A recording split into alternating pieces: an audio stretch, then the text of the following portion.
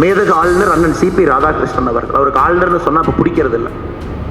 எதுக்கு ஆளுநர்னு சொல்கிறீங்க? ஒரு மிகப்பெரிய அரசியல் மேதைகளுடைய குழந்தைகள் அந்த அளவுக்கு ஷைன் ஆக மாட்டாங்க. ஏன்னா அப்பா வச்சிருக்கக்கூடிய சீலிங் லிமிட் அப்படி இருக்குது. கலைஞர் அவர்களுடைய செல்லப்பிள்ளையாக இருந்து இன்னைக்கு வெளியிருந்து ரொம்ப தர்ம சங்கடமான முக்கியமான உண்மையான கேள்விகளை தொடர்ந்து எழுப்புறார். அரசியலே நான் ஒரு கத்துக்குட்டி, ஜன்னலுக்கு வெளியே எட்டி பார்த்து கொண்டிருக்கக்கூடிய மனிதன்.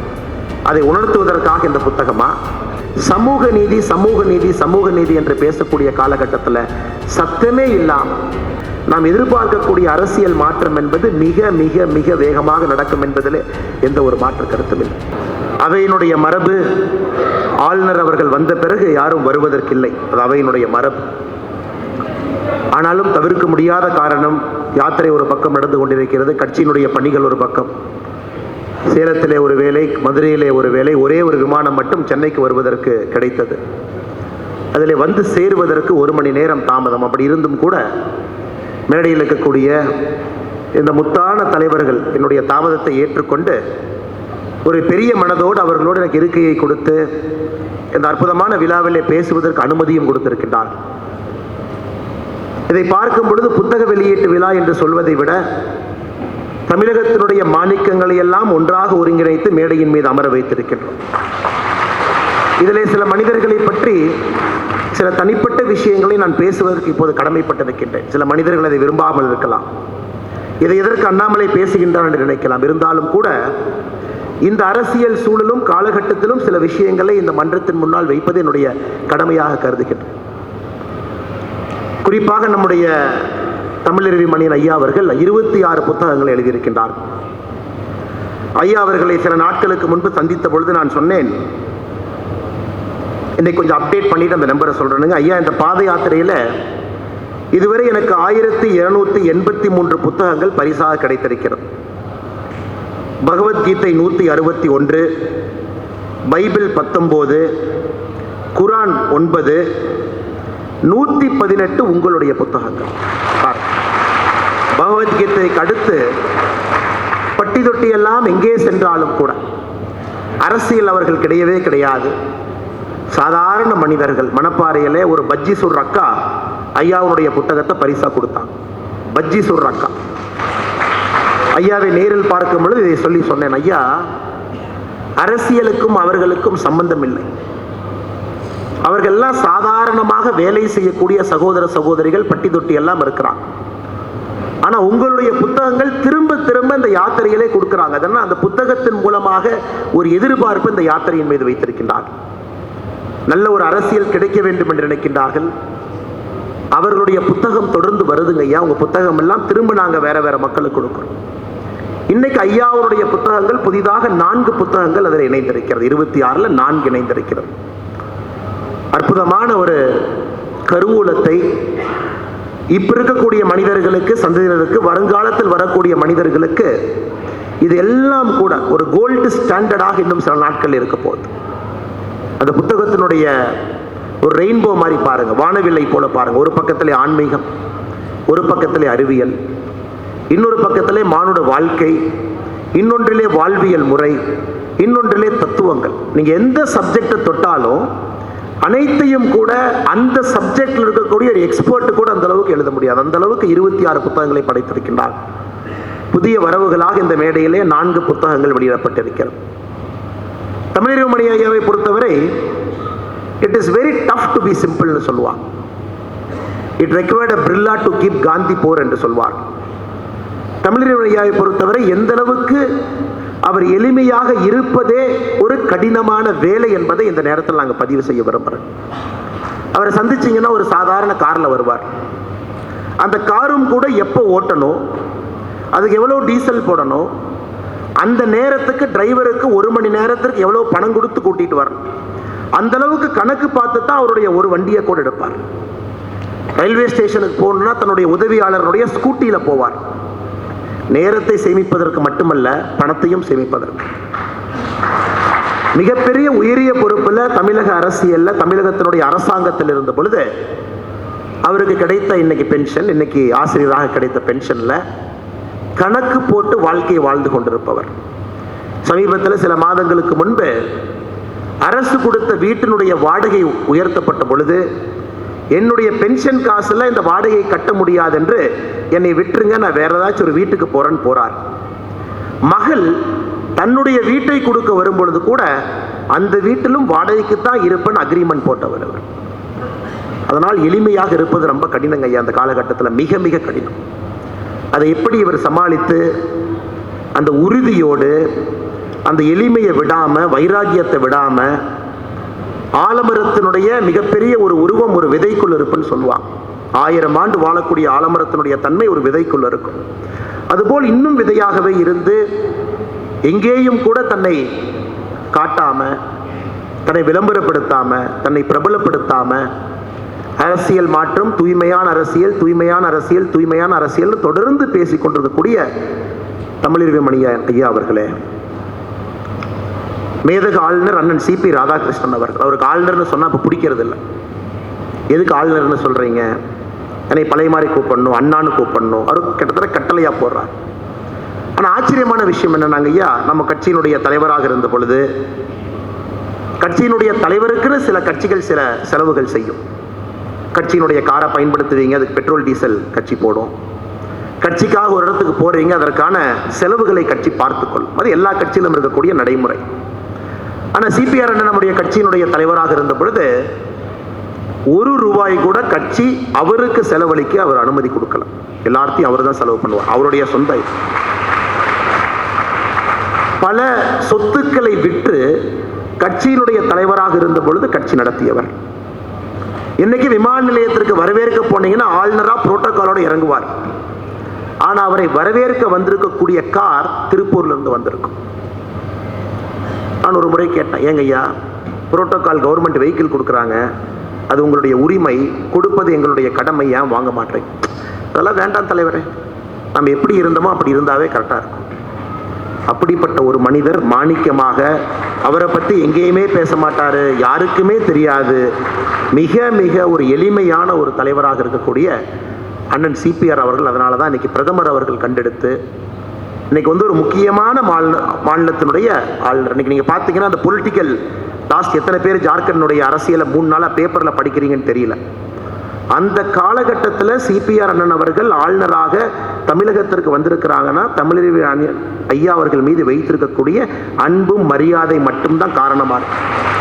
மிகப்பெரிய பொலிட்டிக்கல் கிரைசிஸ் 3 நாளா பேப்பர்ல தான் தலைப்புச் செய்தி. அப்படி இருந்து வந்திருக்காங்கன்னா நம்முடைய தாய்மொழியின் மீது இருக்கக்கூடிய பற்றும், ஐயா அவர்கள் மீது இருக்கக்கூடிய அந்த நம்பிக்கையும் அந்த மரியாதையும் தான் காரணம். ஜி.கே. வாசன் ஐயாவை பற்றி நம்ம பேசவே வேண்டாங்க. அதாவது நேர்மை நேர்மை என்று சொல்வதை விட, பக்கத்துல தேன் இருந்து கூட அதை தொட்டு பார்க்காம, பணம் இருந்து கூட அதை முட்டி பார்க்காம, ஒரு மனிதன் அமைச்சராக இருந்து வெளியே வந்து நேர்மை என்று சொன்னால் நாம் அதை ஏற்றுக்கொள்ள வேண்டும். அவருடைய தந்தை எப்படியோ, அவ்வளவு பெரிய தந்தைக்கு ஒரு மகனாக பிறப்பதே ஒரு பேர்டன். இந்தியாவில் இருக்கக்கூடிய அரசியல் பரம்பரையில பாருங்க, ஒரு மிகப்பெரிய அரசியல் மேதைகளுடைய குழந்தைகள் அந்த அளவுக்கு ஷைன் ஆக மாட்டாங்க. ஏன்னா அப்பா வச்சிருக்கக்கூடிய சீலிங் லிமிட் அப்படி இருக்குது. ஆனா இன்னைக்கு அந்த சீலிங் லிமிட்டை உடைச்சு மூப்பனார் ஐயாவுடைய தவ புதல்வன் ஒரு நேர்மையினுடைய சிகரமாக எளிமையாக இருக்கிறாங்கன்னா, இந்திய அரசியல்ல அவர் பயணித்திருக்கக்கூடிய பாதை என்பது மிக மிக கடினமான பாதை. அது ஜி.கே. வாசன் ஐயா அந்த பாதையில போறான். ஐயா அவர்கள் இந்த மேடைக்கு, அதனால தான் நான் மாணிக்கம் என்கின்ற வார்த்தையை பயன்படுத்தினேன். பொன்னார் ஐயா நீங்க பார்க்கறதுக்கு எப்படி இருக்கிறார், எளிமையானவர். காமராஜர் ஐயாவை பத்தி எப்பவும் பேசுறவர், அந்த மாதிரி வாழ்க்கையை வாழ்றவர். சாதாரணமான நாட்கள்ல பாத்தீங்கன்னா பெரும்பாலும் எங்கேயாச்சும் சித்தரை தேடி கொண்டிருப்பார். அவர் பிடிக்கிற சில நாட்கள் கஷ்டம். எங்கேயாச்சும் சித்தரை தேடி அவருடைய பயணம் இருக்கும். அந்த சித்தர் எங்க தங்கியிருக்காரோ அங்க போய் தங்கியிருப்பார். இது நம்முடைய இந்திய அரசனுடைய அமைச்சராக இருந்த பொழுதும் சில நாட்கள்ல பொன்னார் ஐயா அவர்களை பிடிப்பது கஷ்டம். சித்தரோடு சித்தராக வாழ வேண்டும் என்று தஞ்சாவூர்ல, பொள்ளாச்சி பக்கத்துல, தென் தமிழகத்துல எங்கேயாச்சும் பார்த்தீங்கன்னா அவர் ஒரு 8 மணி நேரம், 10 மணி நேரம், 20 மணி நேரம் பிடிக்க முடியாது. தேடல். ஒரு பெரிய ஆன்மீகவாதி. அது இன்னும் நமக்கு அறிமுகமாகாம இருக்குது. உண்மையை தேடிக் கொண்டிருக்கக்கூடிய ஒரு உத்தமர், எங்களுடைய கட்சியில எங்களுடைய வழிகாட்டியாக இருக்கக்கூடிய அற்புதமான தலைவர் அண்ணன் பொன் ராதாகிருஷ்ணன் அவர்கள் மேடையின் மீது இருக்கிறார். ஐயா பாரிவேந்தர் ஐயா அவர்கள் சமீபத்தில் ஒரு பெரிய ஒரு வாய்ப்பு கொடுத்தாங்க. அவருடைய பல்கலைக்கழகத்தில் தமிழ் பேராய நிகழ்ச்சியில் 12 ஆண்டுகளாக தொடர்ந்து அற்புதமான எழுத்தாளர்களை ஒரு மிகப்பெரிய மேடையில் சாகித்ய அகாடமி அவார்டு அளவுக்கு ஈக்குவலாக எஸ்ஆர்எம் பல்கலைக்கழகத்தினுடைய தமிழ் பேராய விருதுகள் என்பது இன்று பேசப்படக்கூடிய விருது. அதை தொடர்ந்து சத்தமே இல்லாமல் செயல்படுத்தி கொண்டிருக்கின்றார்கள். பாரத பிரதமர் நரேந்திர மோடி அவர்கள் மீது ஒரு அலாதி பிரியம். நான் பல இடத்துல சொல்லியிருக்கேன், பிரதமர் அவர்கள் சில நேரத்தில் தமிழகம் வரும் பொழுது அவர் சில மனிதர்களை பற்றி விசாரிப்பாங்க. விசாரிக்கக்கூடிய மனிதர்களில் முதல் 2 மனிதர்களாக இன்னைக்கும் ஐயா பாரிவேந்தர், ஹவுஸ் பாரிவேந்தர் என்று கேட்பார். அந்த அளவுக்கு பிரதமருக்கு நெருக்கம். பல துறைகளில் சாதனை. சாதாரண ஒரு மனிதராக சென்னையில் ஒரு டுட்டோரியல் காலேஜ் ஆரம்பித்து 1960 காலகட்டத்தில் இன்னைக்கு எஸ்ஆர்எம் என்று சொன்னால் உலகம் முழுவதுமே அவங்களுடைய அலுமினி இருக்காங்க. இல்லாத ஊர்களே கிடையாதுங்க, எல்லா நாட்டிலும் இருக்கிறாங்க. அந்த அளவுக்கு கல்வித்துறையிலே ஒரு பெரிய சாதனையை செய்து அரசியல் துறையில் அந்த கட்சி ஆரம்பித்த அந்த ஃபவுண்டிங் ஃபிலாசபி நீங்கள் பார்க்கணும். அவருடைய கட்சியினுடைய கோட்பாடுகள், எதற்காக அந்த கட்சி நடத்துகிறாங்க அப்படி. இன்னைக்கு நம்ம பேசக்கூடிய ஊழலிருந்து, ஓட்டுக்கு பணத்திலிருந்து, குடும்ப அரசியலிருந்து அவர் சொல்லியிருக்கக்கூடிய முக்கியமான விஷயங்கள் இதெல்லாம் தான் காரணமாக இருக்கும். அதில் சொல்லியிருப்பார், இந்த கட்சியை நாங்கள் ஆரம்பிக்கின்றோம். அப்படிப்பட்ட மனிதர் ஐயா பாரிவேந்தர் அவர்கள் மேடையில் மீது இருக்கிறாங்க. நான் ஒரு விதத்தில் ஐயா கே.எஸ். ராதாகிருஷ்ணன் அவருடைய ரசிகர். எல்லா விஷயத்திலையும் பேசக்கூடியவர், ஆணித்தரமாக பேசக்கூடியவர், ஒரு வழக்கறிஞர். அவர் தொடாத சப்ஜெக்டே இல்லை. இன்னைக்கு தமிழகத்தில் நடக்கக்கூடிய சில அரசியல் அவலங்களை தொடர்ச்சியாக கேள்வி கேட்டுட்டு இருக்கார். அதே கட்சியில் அவர் பயணித்திருந்தாலும் கூட கலைஞர் அவர்களுடைய செல்லப்பிள்ளையாக இருந்து இன்னைக்கு வெளியிருந்து ரொம்ப தர்ம சங்கடமான முக்கியமான உண்மையான கேள்விகளை தொடர்ந்து எழுப்புறார். ஐயா உங்களை சந்திக்கணும் எங்க இருக்கிறீங்கன்னு கேட்டீங்கன்னா கிராமத்தில் இருக்கிறார், நகரத்தில் இல்லைங்க. கிராமத்தில் போய் செட்டில் ஆகி கிராமத்தினுடைய வாழ்க்கையை வாழ்ந்து கொண்டிருக்கக்கூடிய ஐயா கே.எஸ். ராதாகிருஷ்ணன் அவர்களை இந்த நேரத்தில் வாழ்த்தி வணங்கி, இந்த புத்தகத்தை வெளியிடக்கூடிய அத்தனை பேரும் முழு தகுதி. அதை எப்படி செலக்ட் பண்ணியிருக்காங்க பாருங்க. இந்தியன் பாலிடிக்ஸ் அண்ட் சொசைட்டி, அது ஐயாவுடைய புத்தகத்தினுடைய ஆங்கில மொழிபெயர்ப்பு. அதை வெளியிடக்கூடியவங்க ஐயா சி.பி. ராதாகிருஷ்ணன் அவர்கள். அரசியலில் எப்படி பிளாட்டோ அவர்கள் அந்த புத்தகத்தினுடைய ஆரம்பத்தில் பிளாட்டோவை கோட் பண்ணியிருப்பாங்க. ஒரு பிலாசபர் கிங் என்கின்ற வார்த்தையை பிளாட்டோ பயன்படுத்தி இருப்பார். எல்லாத்தையும் தொடர்ந்து எந்த குடும்பமும் இல்லாமல் உண்மையை மட்டும் கண்டறியக்கூடிய நிலையில் இருக்கக்கூடிய ஒரு பிலாசபர் கிங் தான் ஃபிட் டு ரூல் அப்படிங்கிற பிளாட்டோ ஆர்குமெண்ட் வச்சிருப்பான். அதில் தான் ஐயாவுடைய புத்தகத்தை ஆரம்பித்திருப்பார். அதற்கு சரியான ஒரு மனிதரை தேர்வு செய்து அண்ணன் சி.பி. ராதாகிருஷ்ணன் அவர்கள் அந்த புத்தகத்தை வெளியிட்டிருக்காங்க. வாழ்ந்தெடுச்சல் சொல்லுகின்றேன் என்கின்ற புத்தகம் உங்களுக்கு தெரியும். வாழ்வியலை தேடிட்டு இருக்கக்கூடிய புத்தகத்தை எப்படி கரெக்டாக ஐயா பொன் ராதாகிருஷ்ணன் அவர்கள் வெளியிட வேண்டும், எந்த அளவுக்கு யோசிச்சிருக்கிறாங்க பாருங்க. காமராஜர் ஐயா பேசவே வேண்டாம், வெளியிடக்கூடிய முழு தகுதி அண்ணன் ஜி.கே. வாசன் அவர்களுக்கு. அவர் ஐயா ஜி.கே. வாசன் அவர்கள் வெளியிடுறாங்க. வாழ்வே ஒரு இனிய வரம், ஆன்மீகத்துக்குள்ள அறிவியல் சார்ந்து அற்புதமாக அப்படியே எடுத்துட்டு போயிருக்காங்க இந்த புத்தகத்தை. ஏன்னா இந்த புத்தகத்தை முதல்ல எங்களுக்கு கொடுத்துட்டாங்க படிக்க சொல்லி. அதை அற்புதமான பாரிவேந்தர் அவர்கள் கையில் வெளியிட்டிருக்கிறார். கடைசியாக என் ஜன்னலுக்கு வெளியே அம்மையார் வாசுகி அவர்கள், கவிஞர் வாசுகி அவர்கள் வெளியிட்டிருக்காங்க. நான் இந்த புத்தகத்தை படிக்கும் பொழுது எனக்கு 2 கேள்வி வந்துச்சு. அரசியலே நான் ஒரு கத்துக்குட்டி, ஜன்னலுக்கு வெளியே எட்டி பார்த்து கொண்டிருக்கக்கூடிய மனிதன், அதை உணர்த்துவதற்காக இந்த புத்தகமா, இல்லை இங்க இருக்கக்கூடிய இரும்பு கம்பியை உடைத்து விட்டு வெளியே வா என்று சொல்வதற்காக இந்த புத்தகம் கையிலிருந்து ஐயா கொடுத்தாங்களா அப்படின்னு 2 முறை நானே எனக்கு கேள்வி கேட்க வேண்டிய நிர்பந்தமும் கட்டாயமும். இந்த புத்தகத்தை வாங்கக்கூடியவர்களும் அப்படிப்பட்ட மனிதர்கள். குறிப்பாக எங்களுடைய கட்சியில் அதே எளிமையினுடைய சின்னமாக முன்னாள் ஒரு பேராசிரியராக இருந்து கட்சியினுடைய துணைத் தலைவராக இருக்கக்கூடிய ஐயா கனக சபாபதி அவர்கள் வந்திருக்கின்றார்கள். அவரை இந்த நேரத்தில் வாழ்த்து வணங்கி, ஐயா கரு நாகராஜன் அவர்கள் அற்புதமாக மோடி ஐயாவை பற்றி சமீபத்தில் தான் ஒரு புத்தகத்தை எழுதி வெளியிட்டிருக்கின்றார்கள். ஐயா அவர்கள் எஸ்ஆர்எம் தமிழ் பேராயத்தினுடைய தலைவராக இருந்து பாரிவேந்தர் ஐயாவுடைய தமிழ் கனவுகளை எல்லாம் நனவாக்கி கொண்டிருக்கக்கூடிய ஐயா கரு நாகராஜன் அவர்கள் வந்திருக்கின்றார்கள். அவருக்கு என்னுடைய வாழ்த்துக்களை வணக்கங்களை தெரிவித்து, காமராஜர் மக்கள் கட்சியினுடைய ஆட்சி மன்ற குழு தலைவர் ஐயா ரா கண்ணன் அவர்கள் வந்திருக்கின்றார்கள். அவருக்கும் என்னுடைய வாழ்த்துக்களை வணக்கங்களை தெரிவித்து, மேடையில் இருக்கக்கூடிய எல்லா தலைவர்களுக்கும் என்னுடைய வணக்கத்தை தெரிவித்து, மேடையில் இருக்கக்கூடிய எல்லா இந்த வைரங்களை பார்க்கும் பொழுது இது தமிழ் கூட்டு மணியா இல்லை தமிழ் கூட்டணியா அப்படிங்கிற சந்தேகம் எனக்கு இருக்கு. எல்லாத்தையும் கூட்டி ஐயா தமிழறிவு மணியன் அவர்கள் மேலே உட்கார வச்சிருக்கிறாங்க. ஐயா அவர்கள் எந்த பிளான் இல்லாமல் எதுவும் பண்ண மாட்டாங்க. ரொம்ப தொலைநோக்கு பார்வை, நமக்கு பார்த்தா தெரியாது. அது ஒரு மாதம் 2 மாதம் கழிச்சு தான் ஐயா ஏன் அதை பேசினாங்க, ஐயா ஏன் இதை செஞ்சாங்க, ஐயா இந்த வார்த்தையை பயன்படுத்துனாங்க அப்படின்னு தெரியும். ஆனால் இதை பார்க்கும் பொழுது இது தமிழ் கூட்டணியா இல்லை தமிழ் கூட்டணியா அப்படிங்கிறது வருங்காலத்தில் தான் நம்ம பார்க்கணும். அந்த அளவுக்கு அற்புதமான மனிதர்களை கொண்டு வந்து உட்கார வச்சிருக்கிறாங்க. முன்னிருக்கையில் முக்கியமானவர்கள் இருக்கிறீங்க. அதில் இன்னைக்கு தமிழ்நாட்டில் கருத்தியல் உருவாக்கத்தில் முக்கிய பங்கு வகிக்கக்கூடிய ஐயா துக்ளக் ரமேஷ் அவங்க இருக்கிறாங்க. இந்து மக்கள் கட்சியினுடைய தலைவர் அண்ணன் அர்ஜுன் சம்பத் அவங்க இருக்கிறாங்க. எல்லா முக்கியமானவர்கள் முன்னிருக்கிற என்னுடைய கட்சியை சார்ந்த தலைவர்கள், தமிழ் மாநில காங்கிரஸ் இருக்கக்கூடிய மூத்த தலைவர்கள் எல்லாருமே இங்கே இருக்கிறீங்க. இந்த புத்தகத்தில் திரும்ப திரும்ப சொல்வது நல்ல ஒரு அரசியல் தமிழகத்திற்கு வேண்டும். இன்னைக்கு அது முக்கியமான ஒரு காலகட்டத்தில் இருக்கின்றோம்.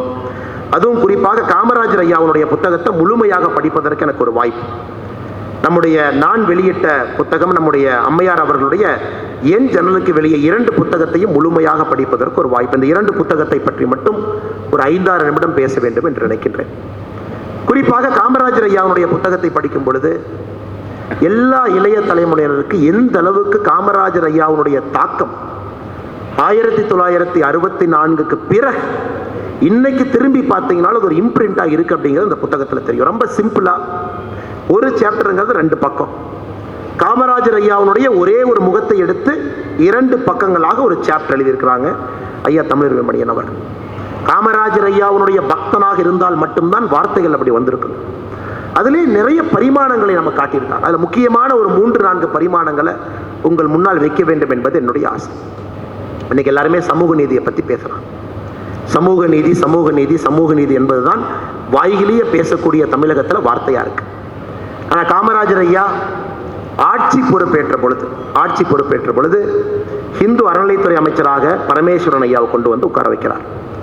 பட்டியல் சகோதரர் அவர் மூத்த தலைவரை இந்து அறநிலைத்துறை அமைச்சராக சத்தமே இல்லாமல் ஒரு மௌன புரட்சி என்கின்ற வார்த்தையை தமிழர் அவர்கள் பயன்படுத்தி, மௌன புரட்சி, ஒரு பட்டியல் இனத்திலிருந்து வந்திருக்கக்கூடிய சகோதரர் மூத்த தலைவர் பரமேஸ்வரன் ஐயா வந்து அறநிலைத்துறை அமைச்சர் சத்தமே இல்லாமல் வேலை செய்கிறார். மற்றவர்களை போல் கூச்சல் குழப்பம் போட்டு வேலை நடக்கலை.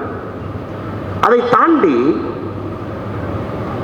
பொன்னார் ஐயாவுடைய ஊரில் லூர்தம்மாள் பிரான்சிஸ் கிறிஸ்தவர் தாய், அவங்களை கொண்டு வந்து முனிசிபல் அட்மினிஸ்ட்ரேஷன் ஃபிஷரிஸ் கொண்டு வர்றான். முதல் தலைமுறை அரசியல்வாதி அங்கிருந்து கொண்டு வந்து ஒரு பெண்ணை கிறிஸ்தவரை அந்த காலகட்டத்தில் கொண்டு வர்றான். உங்களுக்கு தெரியும், காவல்துறை யாரும் விடவே மாட்டான். நீங்க ஒரு போர்ட்ஃபோலியோ அலோகேஷனை பார்த்தீங்கன்னா சீஃப் மினிஸ்டர் கீழே ஜெனரல் அட்மினிஸ்ட்ரேஷன், இன்டெலிஜென்ஸ், போலீஸ் அப்படிங்கிற வார்த்தையோட தான் ஒரு சிஎம்மோட போர்ட்ஃபோலியோ இந்தியா முழுவதுமே ஆரம்பிக்குது. அதுவும் குறிப்பாக தமிழகத்தில் அதை யாரும் கடந்த 45 ஆண்டுகளாக விட்டு கொடுக்கவே இல்லை. அதில் கக்கன் ஐயாவை கொண்டு வந்து காவல்துறை அமைச்சராக காமராஜர் ஐயா கொண்டு வர. ஸோ ஒன்றொன்றும் பார்த்தீங்கன்னா ஒரு அரசியல் இலக்கணம். அதையெல்லாம் தாண்டி 1954 ராஜாஜி ஐயா அவருடைய ஆட்சி காலம் முடிந்து காமராஜர் ஐயாவை எதிர்த்து யார் போட்டியிட்டாங்களோ, காங்கிரஸினுடைய லெஜிஸ்லேட்டிவ் பார்ட்டி லீடராக வர்றதுக்காக யார் போட்டியிட்டாங்களோ, காமராஜர் அவர்களை எதிர்த்து யார் ஓட்டு வாங்கினாங்களோ, காமராஜர் ஐயாவுக்கு எதிராக இந்த வேட்பாளரை யார் முன்மொழிந்தாங்களோ, அவங்க 2 பேர்த்தையும் காமராஜர் ஐயா தன்னுடைய கேபினட்டுக்குள்ள கொண்டு வர்றாங்க. பாருங்க எவ்வளவு பெரிய மனசு. இன்னைக்கு இருக்கக்கூடிய அரசியல்வாதிகள், இன்னைக்கு தமிழகத்தில் 35 அமைச்சர்கள் இருக்கிறாங்க. 2 பேர் பட்டியலின சகோதர சகோதரிகள் அதில் இருக்கிறாங்க. அவங்களுடைய ஆர்டர் ஆஃப் பிரசிடென்ஸ் பார்த்தீங்கன்னா 33, 34 இருக்கிறாங்க. ஆர்டர் ஆஃப் பிரசிடென்ஸ், சமூக நீதி என்று சொல்லக்கூடிய திமுக அரசுல பட்டியலினத்திலிருந்து வந்திருக்கக்கூடிய சகோதர சகோதரிகள் அமைச்சர்களாக ஆர்டர் ஆஃப் பிரசிடென்ஸ் கட்ட கடைசியாக நேம் சேக்குக்கு ஒரு போர்ட்ஃபோலியோ கொடுத்துட்டு சமூக நீதி சமூக நீதி சமூக நீதி என்று பேசக்கூடிய காலகட்டத்தில் சத்தமே இல்லாமல் அந்த சமுதாயத்தை உயர்த்துவதற்காக அரசியல் சாசனமே அவங்க கையில் கொடுத்து காமராஜர் ஐயாவுடைய ஆட்சி இருக்கு. இந்த புத்தகத்தில் இன்னும் சில விஷயங்கள் டீப்பாக போயிருக்கிறாங்க. மின்சாரம், விவசாயம், நீர் மேலாண்மை, குறிப்பாக உள்கட்டமைப்பு காமராஜர் ஐயா காலத்தில் எந்த அளவுக்கு வேலை செய்திருக்கிறார். இது என்னை பொறுத்தவரை அரசியல் இருக்கக்கூடிய ஒரு மனிதனும் படிக்க வேண்டிய பைபிள். காமராஜர் ஐயாவுடைய பொற்கால ஆட்சி என்பது அரசியல் இருப்பவர்கள், அரசியலுக்கு வர வேண்டும் என்று நினைப்பவர்கள், அரசியலே நல்ல ஒரு மாற்றத்தை கொடுக்க வேண்டும் என்று நினைப்பவர்கள் நீங்க படிக்கக்கூடிய பைபிளாக அந்த புத்தகத்தை, குரானாக, பகவத்கீதையாக அந்த புத்தகத்தை தமிழர் மணியன் ஐயா அவர்கள் உருவாக்கி இருக்கின்றார். வாசி அம்மாவை பொறுத்தவரை என் ஜன்னலுக்கு வெளியே நம்முடைய அம்மாவோ நம்முடைய அக்காவோ நம்முடைய சகோதரியோ நமக்கு ஒரு அறிவுரை சொன்னா எப்படி இருக்கும் அப்படிங்கிற அந்த புத்தகம். இது பிரீச்சியா கிடையாது, இது யாரும் பிரீச் பண்ணல. அறிவுரையாக ஜென்டிலா தட்டி முதல் சாப்டர் அவங்க ஆரம்பிக்கிறதே ஒரு பெண்ணியத்தினுடைய முக்கியத்துவத்தை வச்சு ஆரம்பிக்கிறாங்க. நம்ம அனைவருமே ஒரு பெண்ணுகிட்ட இருந்தா பிறந்திருக்கின்றோம், தாய்மார்கிட்ட இருந்து பிறந்திருக்கோம். அங்கே ஆரம்பித்து நாம் கடக்கக்கூடிய வாழ்க்கை அப்படியே அழகா ஒரு சாப்டரா சொல்லிக்கிட்டே வந்து கடைசி சாப்டர்ல நம்முடைய இறப்புக்கு போறாங்க. ஸோ எல்லோரும் படிக்க வேண்டிய புத்தகம். காரணம், இன்னைக்கு சில குழந்தைகள் தடுமாறி போறாங்க, ஒரு பாதையிலிருந்து அப்படியே ஸ்ட்ரே ஆகி சைடில் போறாங்க. அந்த குழந்தைகளுக்கு ஜென்டிலா சில இடத்துல தட்ட வேண்டியது இருக்கு, ஸ்டர்னா பேச வேண்டியது இருக்கு, அன்பா சில வார்த்தைகள் சொல்ல வேண்டியது இருக்கு. இந்த கலவையா ஒரு குழந்தையை வளர்த்தக்கூடிய ஒரு முக்கியமான வேலை இங்க இருக்கக்கூடிய நம்ம எல்லோருக்கும் இருக்கு. இதை ஒரு தந்தையும் ஒரு தாயும் தந்தையாக தாயாக ஆக போயவர்கள் படிக்க வேண்டிய புத்தகம் என் ஜன்னலுக்கு வெளியே புத்தகம். அவ்வளோ அற்புதமாக ஒரு பிலாசபிக்கலா லைஃபை வந்து பிறப்பிலிருந்து இறப்பு வரை அற்புதமா சொல்லியிருக்கலாம். சிம்பிளா சொல்லணும்னாங்க, தமிழறிவு மணியன் ஐயா அவர்கள் 26 புத்தகத்தோடு 4 புத்தகங்கள் இன்னைக்கு வந்து அதில் சேர்த்திருக்கிறாங்க. 30 என்று வந்திருக்கு. வாசுகி அம்மா அவர்கள் அற்புதமான ஒரு புத்தகத்தை கொடுத்திருக்கிறாங்க. வருகின்ற காலத்தில் இந்த புத்தகத்தை எல்லாம் படிக்க வேண்டிய கடமை நமக்கு இருக்கு. ஏன்னா இதை படித்து அவர்களை நாம் பெருமைப்படுத்த வேண்டும் என்கின்ற அவசியம் நமக்கு இல்லைங்க. இதை படித்து நாம் பெருமையிட வேண்டும் என்கின்ற அவசியம் நமக்கு இருக்கு. அதனால் நம்ம அனைவரும் கூட வருகின்ற காலத்தில் நல்ல ஒரு அரசியலுக்காக, நல்ல ஒரு மனிதர்களாக மாறுவதற்கு, புத்தகங்களை வாசித்து பழகுவதற்கு, இன்னொருத்தவங்களுக்கு புத்தகத்தை கிஃப்டா கொடுக்கறதுக்கு, இன்னொருத்தருக்கு படிப்பின் மூலமாக ஒரு புத்தகத்தின் மூலமாக ஒரு புதிய உலகத்தை பார்க்க முடியும் என்கின்ற ஒரு விஷயத்தை சொல்வதற்கு நாம செய்ய வேண்டும் என்றால் தமிழருவி மணியன் ஐயா அவர்களுடைய புத்தகத்தை நாம் அன்பளிப்பாக கொடுக்க ஆரம்பிக்கணும். அது சமுதாயத்தை திருத்துவதற்கு சிம்பிளான வழிங்க. நாம் போய் லெக்சர் கொடுக்க வேண்டாம், பேச வேண்டாம், ஒரு புத்தகத்தை படிப்பான்னு ஒருத்தர் கொடுத்தா போதும், சமுதாயம் தானாக. ஏன்னா ஐயா பேசும்பொழுது பல பிரச்சனைகளை முன்னாடி வச்சாங்க. இன்னைக்கு நம்முடைய சமுதாயத்தில் இருக்கக்கூடிய பிரச்சனைகளை அவருடைய பாணியில மிக தெளிவாக 5-6 இஷ்யூஸ் எடுத்து வச்சாங்க. அதற்கு ஒரே தீர்வு, எல்லா மனிதர்களும் இது போல ரூம் போட்டு நம்ம பேச முடியாது. உங்களுக்கும் நேரம் இல்லை, பேசுபவர்களுக்கும் நேரம் இல்லை. அதற்கு இவருடைய புத்தகத்தை நம்ம கொடுக்க ஆரம்பிச்சு அது ஒரு மஸ்ட் ரீடிங்கா கொண்டு வந்தா, குறிப்பா இளைய தலைமுறையில் நாம் எதிர்பார்க்கக்கூடிய அரசியல் மாற்றம் என்பது மிக மிக மிக வேகமாக நடக்கும் என்பதில் எந்த ஒரு மாற்று கருத்தும் இல்லை. கடைசியாக பாருங்க, இன்னைக்கு ஒரு புத்தக வெளியீட்டு விழால அரங்கம் ஹவுஸ்ஃபுல்லா இருக்கு. அப்படின்னா நீங்க எப்படிப்பட்ட மனிதர்களா இருக்கும்? இந்த அரங்கத்தில் இருக்கக்கூடிய நீங்கள் ஒருவருமே இங்கு காமராஜர் ஐயாக்கா வந்திருக்கலாம், தமிழறிவு மணியன் ஐயாக்கா வந்திருக்கலாம், நல்ல ஒரு அரசியல் மாற்றத்தை தேடி நீங்க வந்திருக்கலாம். எப்படி நீங்கள் வந்திருந்தாலும் கூட உங்களுடைய நேரத்தை கொடுத்து இது போன்ற ஒரு விழாவில் இருக்க வேண்டும் என்று நீங்கள் வந்திருக்கிறீங்கன்னா அது நம்பிக்கை அளிக்கிறது. மேடையில் இருக்கக்கூடிய எல்லோருக்கும் அது நம்பிக்கை. ஏன்னா நிறைய தப்பான விஷயங்களை பார்க்குறோம், தப்பான விஷயங்களை கேட்குறோம். இன்னைக்கு இங்கே வந்து உங்களை எல்லாம் சந்திக்கும் பொழுது ஒரு நம்பிக்கை, நமக்கு அந்த ரீசார்ஜ் தேவைப்படும். ஒரு மனுஷன் என்னதான் சண்டை போட்டாலும் ஒரு மொபைல் ஃபோன் கார்டுக்கே மாதம் ரீசார்ஜ் தேவைப்படுது. 30 நாளைக்கு ஒருக்கா ஒரு ரீசார்ஜ் பண்ணாதான் அந்த கார்டு வேலை செய்யும். இங்கே இருக்கக்கூடிய மனிதர்களுக்கும் அந்த ரீசார்ஜ் தேவைப்படுது. அது உங்களை போன்ற நல்ல ஆன்றோர்களையும் சான்றோர்களையும் பார்க்கும் பொழுது நாம் சரியான பாதையில தான் போறோம். இந்த பாதை கடினமாக இருந்தாலும் கூட உங்களை பார்க்கும் பொழுது அந்த ரீசார்ஜ் ஃபெசிலிட்டி எங்களுக்கு கிடைக்கும். மேடையிலே முன்னிருக்கையில் அம்மையார் தமிழறிவு மணியன் அவர்கள் இருக்கின்றார். அவங்கள பற்றி 2 வார்த்தை சொல்லாம என்னுடைய பேச்சை முடித்து விட்டு அங்கே சென்றால் நிச்சயமா தவறு. தமிழறிவு மணியன் ஐயா இப்படி இருக்கிறாங்கன்னா அவங்க கூட இருக்கக்கூடிய அந்த தாய்க்கு எவ்வளவு சகிப்புத்தன்மை இருக்கும் யோசிச்சுப்பார். வழிபோக்கரின் வாழ்க்கை பயணம் புத்தகத்தை படிக்கும் பொழுது என் கண்ணிலிருந்து தண்ணி கொட்டிக்கிட்டே இருந்துச்சு. 5-6 முறை அந்த புத்தகத்தை படித்தேன், 5-6 முறை படித்தேன். அடிக்கடி நான் கஷ்டத்தில் இருக்கும் பொழுது ஐயாவுடைய புத்தகம், ஒரு புத்தகத்தை நான் வாசிக்கிறேன்னா மனிதனுடைய வாழ்க்கை பயணம், வழிபோக்கரின் வாழ்க்கை பயணம். அதில் அம்மாவுக்கு உடம்பு சரியில்லாமல் மருத்துவமனையில் இருக்கும் பொழுது எல்லோரும் வர்றாங்க. தமிழ்நாட்டினுடைய டாப் விஐபி நம்பர்லேருந்து நம்பர் 100 வரைக்கும் சினிமா பிரபலங்கள், சூப்பர் ஸ்டார்லேருந்து சினிமாவில் எல்லாரும், ஐயாவுடைய நண்பர்கள் எல்லாம் வர்றாங்க. அம்மையாருக்கு உடல் சரியில்லை, உடல்நிலை சரியில்லை, மருத்துவம் பார்க்கணும், சர்ஜரி பண்ணணும், பணம் இருக்கு, நாங்கள் கொடுக்குறோம், நீங்கள் செய்யுங்க, வாங்கிக்கிறோம். தமிழறிவு மணியன் ஐயா ஒரே வார்த்தையில் சொல்கிறாங்க, எனக்கு அது வேண்டாம். ஆண்டவனுடைய விதி என்னுடைய மனைவியினுடைய தலையிலே என்ன எழுதப்பட்டிருக்கிறதோ அதை முழுமையாக நாங்கள் இருவரும் ஏற்றுக்கொண்டு வாழ்கின்றோம். ஒரு மனிதன்கிட்ட 1 ரூபா வாங்கினா கூட அந்த ரிலேஷன்ஷிப் எனக்கும் அந்த மனிதருக்கும் வேறு மாதிரி ஆகிவிடும் என்ற அந்த புத்தகத்தில் எழுதுகிறார். அப்போ நம்முடைய அம்மையார் அவர்களுக்கு எவ்வளவு மனத்திறன் இருக்க வேண்டும், எப்படிப்பட்ட மனிதராக அவர் இருக்க வேண்டும். தமிழறிவு மணியன் ஐயா அவர்கள் அந்த பாதையில் போகிறாங்கன்னா பின்னாடி இருந்து அவருக்கு எந்த தொந்தரவும் கொடுக்காம அவங்க எங்கெல்லாம் போறாங்களோ பின்னாடியே வந்துகிட்டு இருக்காங்க.